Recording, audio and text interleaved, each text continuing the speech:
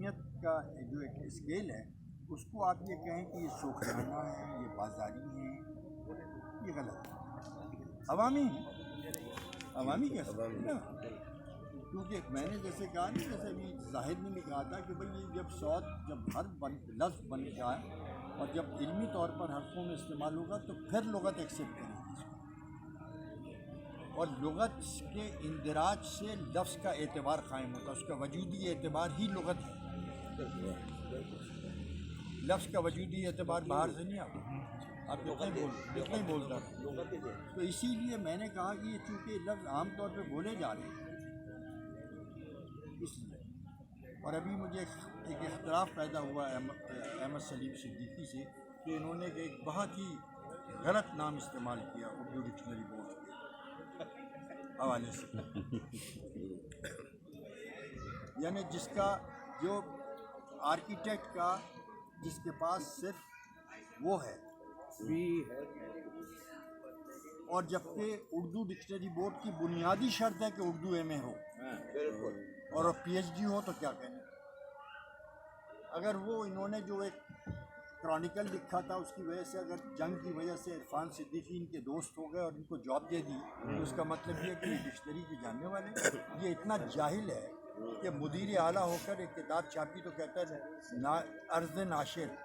میں نے اس سے خود کہا کہ عرض ناشر کیا مطلب ہے، مدیر اعلیٰ کیوں نہیں لکھتا تو؟ آپ بتائیے. نگران، بھائی تو کیا نگران ہے؟ میں نے پوچھا کہ یار اس کی ضد کیا ہے اولاد نرینہ کی. کہ یہ وہ دیکھا، اس کو بلا، اس کو بلا، پوچھتے رہے کہ اولاد نرینہ کی ضد کیا ہے.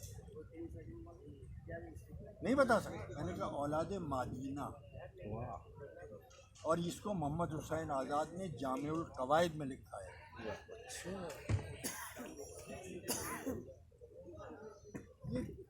اب اور ایک بات یہ دوسرا ڈرامہ تھا فرمان فتح میں.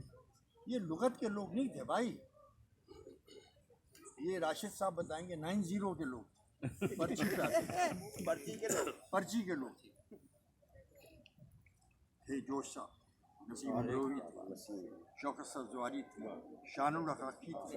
کیا جان دینے والے لوگ، ایک لفظ کے پیچھے سوتے نہیں تھے. تو میں نے اس کام کو اس لیے کیا کہ تاکہ کوئی اعتبار قائم ہو اردو کا. اور اگر عوامی سطح پر بھی کچھ لوگ لفظ بولے جا رہے ہیں تو ان کو بھی ایک لغتی وجود کا وہ احساس ہو کہ ہمیں لغت میں بھی اس کو شامل کیا جا سکے. میں آپ سب کا شکر گزار ہوں. میں نے سمع خراشی کی اور بہت شکر گزار ہوں. اور چونکہ یہ میرے ایک سینئر دوست کے بیٹے ہیں اور جو ہم ابتدا میں جن شاعروں کے ساتھ ہم نے نخرے کی ان میں رئیس فروخت کا نام بہت اہم ہے. اور یہ بات میں نے شیریں محل میں جب وہ بیٹھتے تھے قمر جمیل کے ساتھ کمرے میں ساتھ، تو میں نے کہا کہ رئیس بھائی اگر اچھا شاعر بننا ہے تو قمر جمیل کی چنگل سے نکل جائے.